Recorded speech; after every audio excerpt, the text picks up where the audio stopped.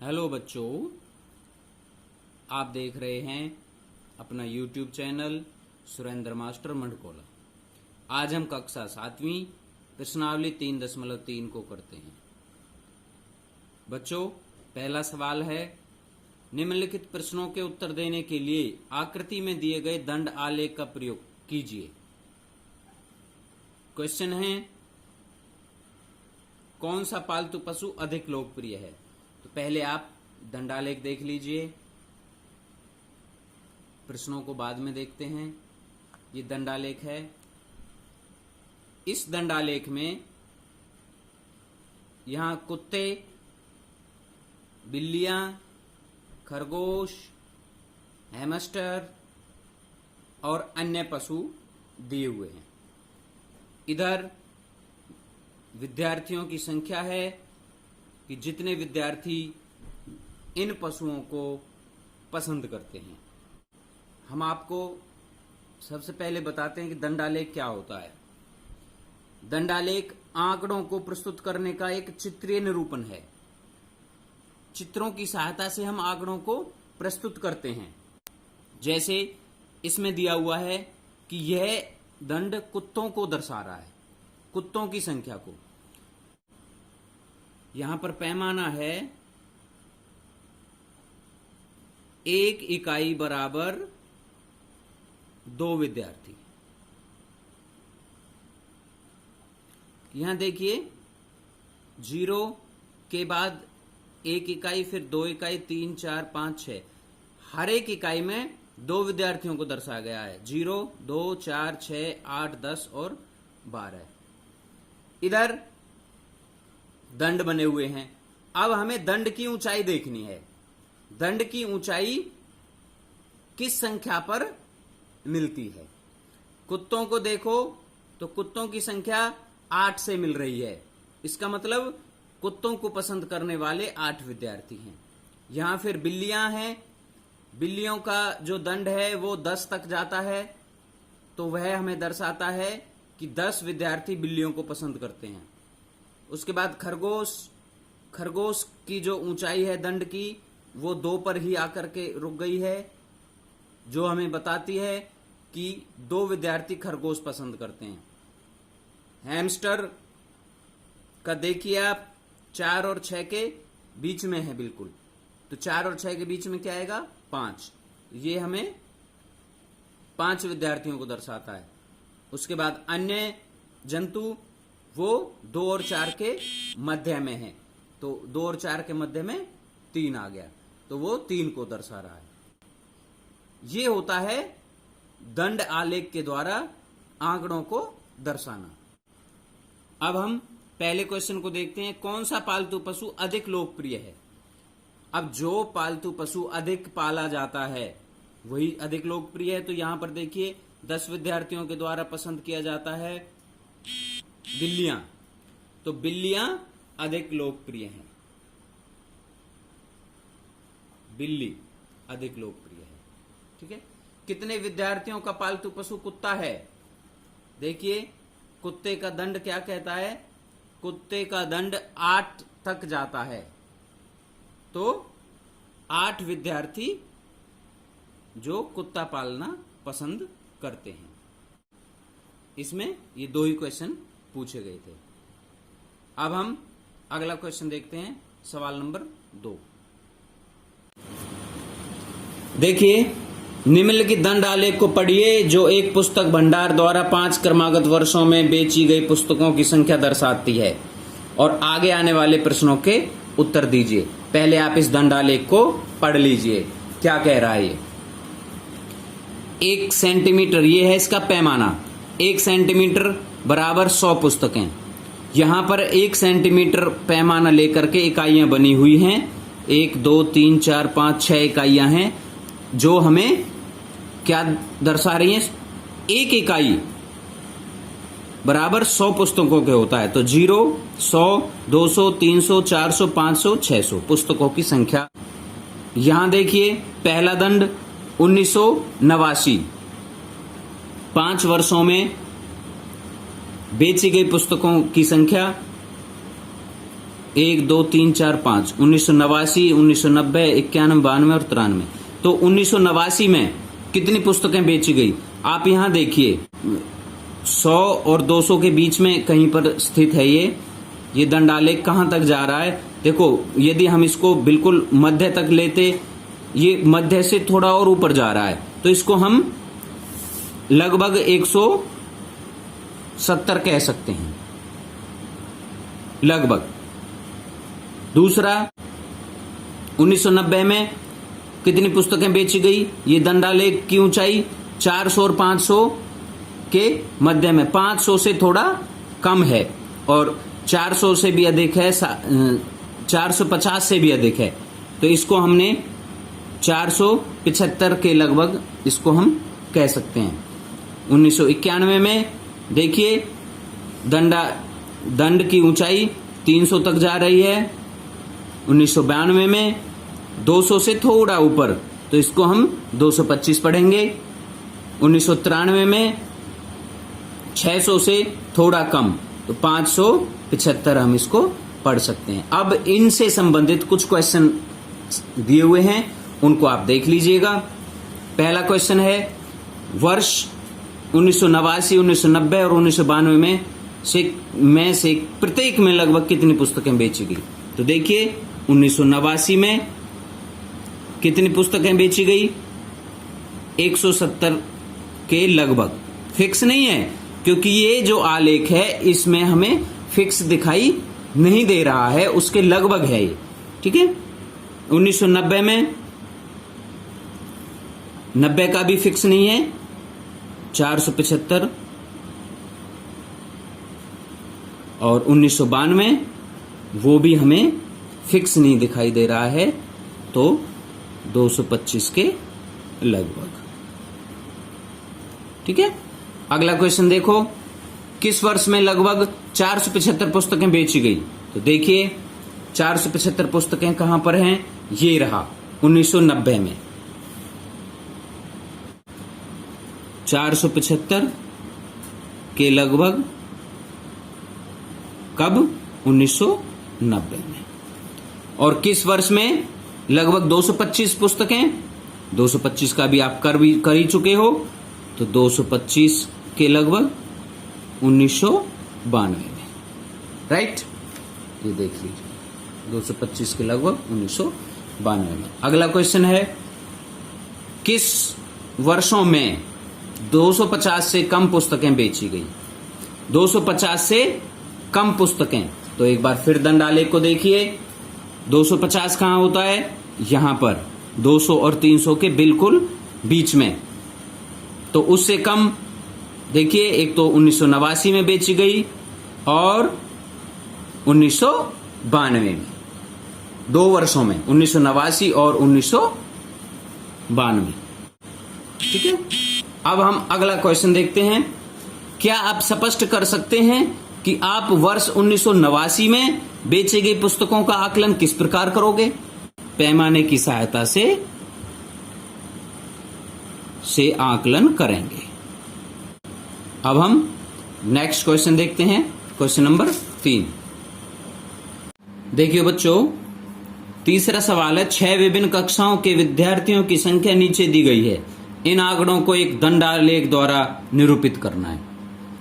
यहां पर कक्षा दी हुई है, 5वीं, 6वीं, 7वीं, 8वीं, 9वीं, 10वीं, और विद्यार्थियों की संख्या दी हुई है। 5वीं में 135, 6वीं में 120, 7वीं में 95, 8वीं में 100, 9वीं में 90, 10वीं में 80। इस दी हुई सूची के अनुसार हमें दंडालेख बनाना है। तो दंडालेख आपने पहले पढ़ा, देखा था, उसमें क्या इंफॉर्मेशन होती है?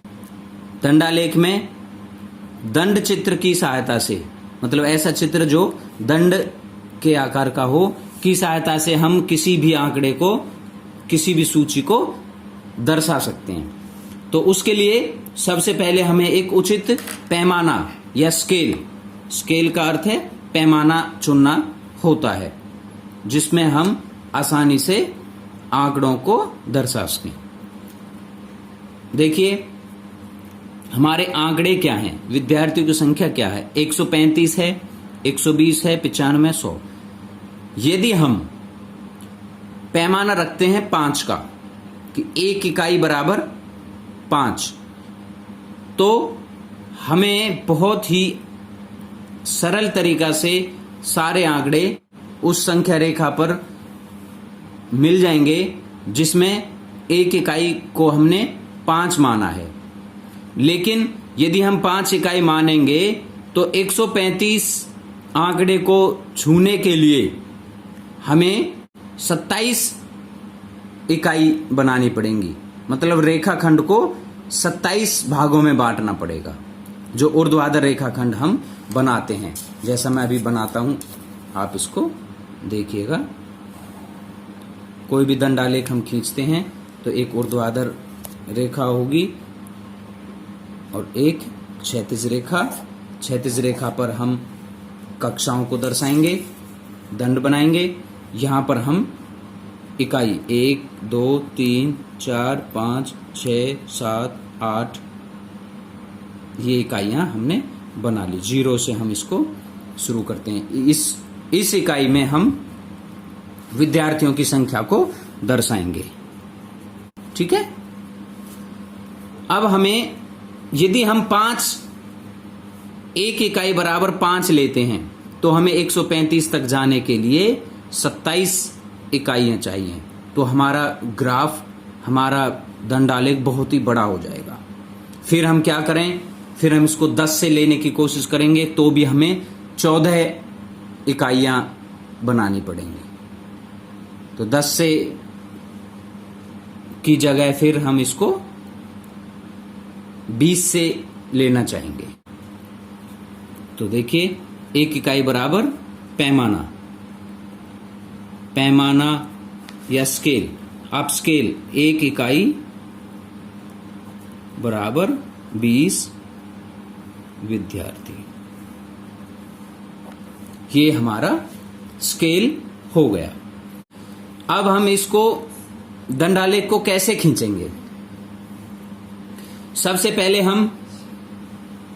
हमने यहां पैमाना बना ली, पैमाने के हिसाब से विद्यार्थियों की संख्या को ले लिया। 20, 40, 60, 80, 100, 120, 140, 160। यहां पर हमने दंड बनाने हैं, तो लिख लीजिए, ये 5वीं कक्षा और ये 10वीं संख्या, हमने इनको लिख लिया। अब बराबर बराबर चौड़ाई के दंड हमें खींचने होंगे। सबसे पहला हम लेते हैं 5वीं कक्षा। 5वीं कक्षा में कितने विद्यार्थी हैं? 135। तो देखिए, 140 हमारा यहां है,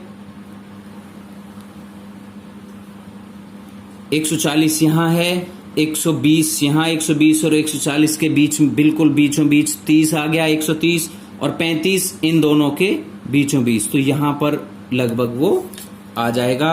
हम 5वीं कक्षा का दंडालेख खींचना चाहें तो हम यहां पर ऐसे खींच सकते हैं। ये हो गया 135 और ये कौन सी कक्षा का हो गया? 5वीं कक्षा का। 6ठी कक्षा में 120 विद्यार्थी हैं। 120 कहां है? यहां पर। तो जितनी चौड़ाई इसकी ली है इस दंडालेख की, उतनी ही चौड़ाई हम यहां पर 120 वाले 6ठी कक्षा के दंड की ले लेंगे। 120 के बराबर ये हो गया 120 विद्यार्थी 6ठी कक्षा में। ठीक है। ऐसे ही 7वीं कक्षा में 95 बच्चे हैं। 95 क्या कहां होगा? 100 और 80 इकाई के मध्य में। 100 और 80 के बिल्कुल बीचों बीच 90 होता है और 90 और 100 के बीच में 95 तो यहां इसकी सीध हम बनाएंगे तो ये लगभग यहां पर आ जाएगा और हम 7वीं कक्षा का दंड बना सकते हैं। ये रहा 7वीं कक्षा के लिए 95 विद्यार्थियों को दर्शाने वाला दंड। 8वीं कक्षा में पूरे 100 विद्यार्थी हैं, तो 100 के लिए हमें जो ये लाइन बनी हुई है इसी लाइन पे बन जाएगा ठीक। उसके बाद 9वीं कक्षा में 90 विद्यार्थी हैं। 90 विद्यार्थी 95 से नीचे आएगा, 80 और 100 के बिल्कुल मध्य में। तो 9वीं कक्षा का दंड बनेगा यहां पर।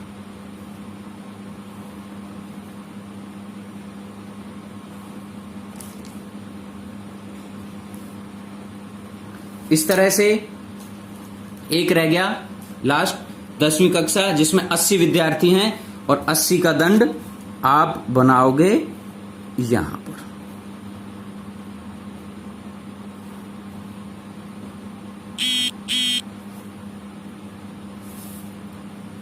देखिए ये 80। अब इसमें कुछ और प्रश्न दिए हुए थे, देखते हैं कि किस कक्षा में विद्यार्थियों की संख्या अधिकतम है। तो 5वीं कक्षा में विद्यार्थियों की संख्या अधिकतम है।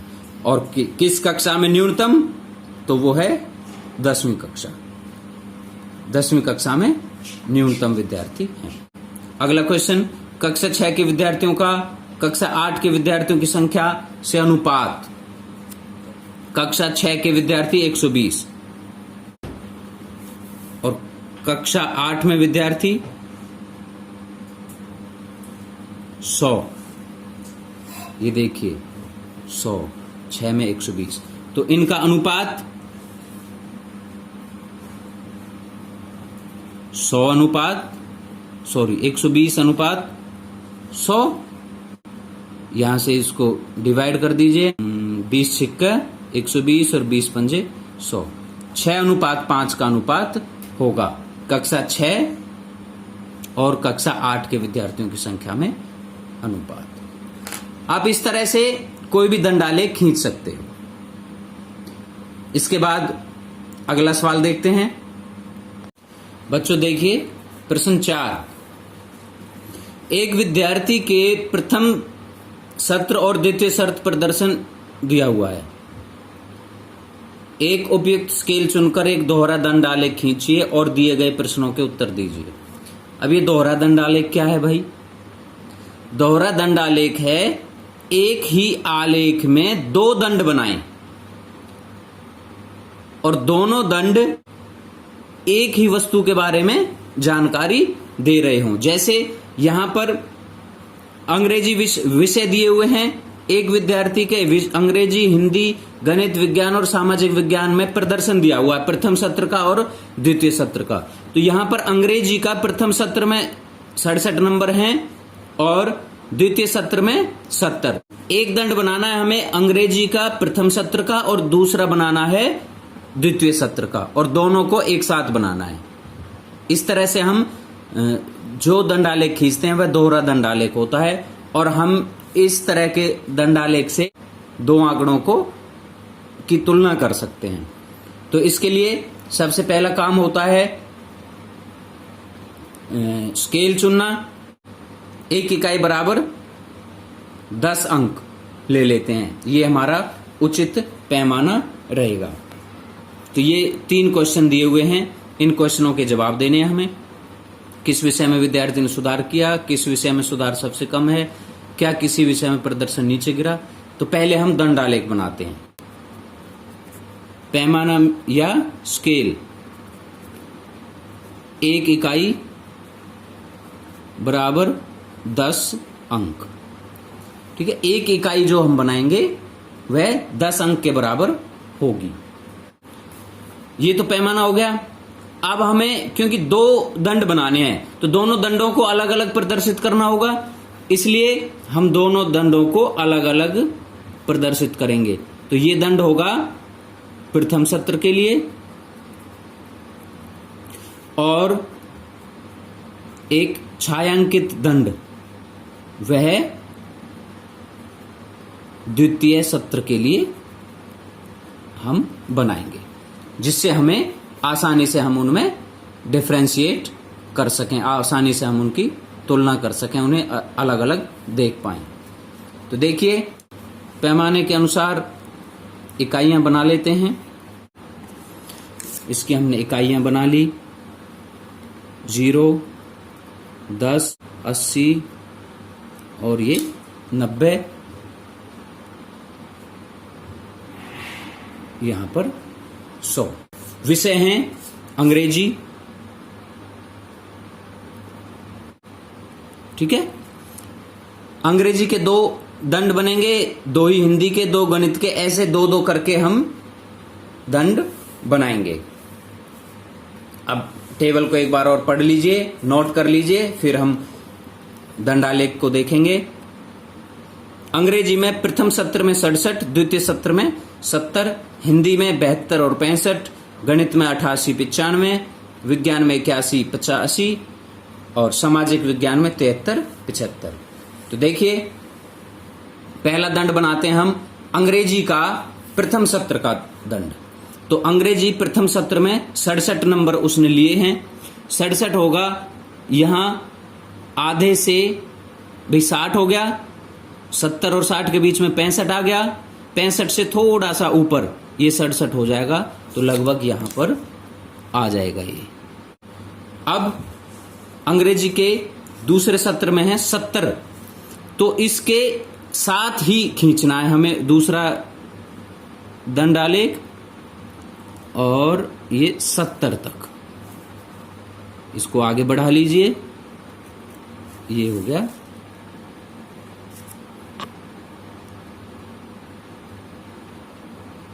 70। अब क्योंकि द्वितीय सत्र को हमने छायांकित दर्शाया है, इसलिए इसको हमने ऐसे छायांकित कर दिया। तो अब देखिए, अंग्रेजी के 2 दंड हैं, ये प्रथम सत्र का और ये द्वितीय सत्र का। और देखने से ही आपको पता लग रहा है कि अंग्रेजी में प्रथम सत्र में 67 नंबर लिए उसने और द्वितीय सत्र में 70। ऐसे हिंदी में 72 और 65। तो हिंदी का 72, प्रथम सत्र 72 देखिए, 70 से 2 अधिक, तो 70 से 2 अधिक ये 72 हो गया।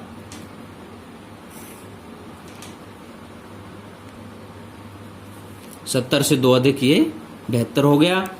अब द्वितीय सत्र में है 65, 65, 60 और 65 यहां आ गए, 70 और 60 के बीचों बीच। तो इसको हम यहां ये खींच लिया, ये है 65, ठीक है। इसको हम फिर से छायांकित बनाएंगे। आया समझ? ये हिंदी का हो गया। ऐसे ही गणित का, तो ये 88 और ये 95, क्योंकि 95 द्वितीय सत्र का है और उसको हमने छायांकित दर्शाना है। इसके बाद विज्ञान में 81 और 85, ये हो गया 85 और ये 81, द्वितीय सत्र का है, छायांकित भाग से दर्शाना है। अब सामाजिक विज्ञान 73 और 75, ये 73 और ये 75, ठीक है। ये 73 और ये 75 हो गया। 75 जो है द्वितीय सत्र का है, इसलिए इसको हमने ऐसे दर्शा देंगे। हर एक विषय के 2 वाले दंड खींचे गए हैं, पहला प्रथम सत्र का और दूसरा द्वितीय सत्र का। सभी अंक यहां दिखाए गए हैं। अब इनकी सहायता से आपको कुछ प्रश्नों के जवाब देने हैं। प्रश्न क्या है देख लीजिए। किस विषय में विद्यार्थी ने सुधार किया? अंग्रेजी में 67 से 70 हो गए, सुधार किया। हिंदी में कम हुए हैं, गणित में सुधार किया, विज्ञान में भी सुधार किया और सामाजिक विज्ञान में भी सुधार किया। ठीक है। किस विषय में सुधार सबसे कम किया? सबसे कम सुधार यहां 2 अंक का किया, यहां 4 अंक का किया, यहां पर 7 अंक का किया और यहां 3 का। तो यहां पर 2 अंक का सबसे कम सामाजिक विज्ञान में किया। पहला क्वेश्चन हमने शायद गलत नोट किया हुआ है। किस विषय में विद्यार्थी ने अधिक अंक सुधार किया? क्वेश्चन ये है उसमें, मैथ्स में। तो अधिक अंक, अब ये 2 क्वेश्चन बन जाएंगे हमारे पास। किन विषयों में अंक सुधार किया? तो इन सभी विषयों में अंकों का सुधार किया। और अधिक किस में किया, वो अलग से यहां क्वेश्चन बन जाएगा। अधिक गणित में, ठीक है। एक में हमने 2 क्वेश्चन बना लिए, गलती से वो ऐसे लिख गया। तो अधिक अंक सुधार, सबसे अधिक अंक का सुधार हमने गणित में किया उस विद्यार्थी ने, ठीक है। तो उसका आंसर गणित आ जाएगा। क्या किसी विषय में प्रदर्शन नीचे गिरा? हाँ बिल्कुल, हिंदी में प्रदर्शन नीचे गिरा। इस तरह से आप द्विदंडालेख, दोहरा दंडालेख या द्विदंडालेख खींच सकते हैं। इसी से संबंधित 2 क्वेश्चन और हैं आपके मैथ्स में, वो आप कर लेंगे। बच्चों, वीडियो यदि अच्छी लगी हो तो लाइक शेयर अवश्य करना। धन्यवाद।